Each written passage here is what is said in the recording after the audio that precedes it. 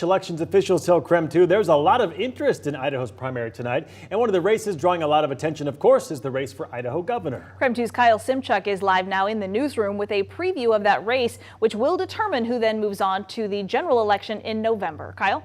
Well, this race is so important because Idahoans will essentially decide if they want a traditional conservative to run the state or someone with more far-right extreme views. 7 other conservatives are trying to unseat Governor Brad Little, including Lieutenant Governor Janice McGeachin. She's been endorsed by President Trump and the Kootenai County GOP. McGeachin faced backlash in February over her choice to speak at the America First Political Action Conference, created by known white nationalist and Holocaust denier Nick Fuentes.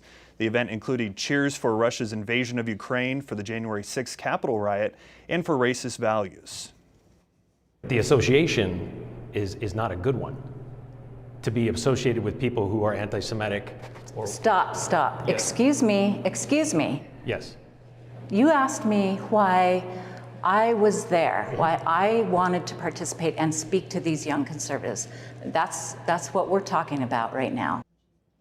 McGeachin is a former state representative. She and her husband own several businesses in the auto industry in Idaho Falls and Boise. She says she's running for governor to restore the principles that have made Idaho great: individual liberty, state sovereignty, and traditional conservative values. Little is a third-generation Idahoan. He was a rancher and a businessman prior to serving in the Senate and also as lieutenant governor. Now, this is the first time in Idaho state history that a sitting governor has been challenged by the lieutenant governor. Definitely a race we'll be keeping an eye on tonight. All right, Kyle, thank you very much. And as voters prepare to cast those ballots, many are wanting to know exactly what happens to it after it leaves your hands. Preventing voter fraud is a top priority this year as those ballots come in and the counting begins. This year, 8 counties will be out of 44 in Idaho. They'll be chosen randomly for an audit to ensure that everything is in line. It's really important that the voter knows that their vote is important and that it's counted and it's secure.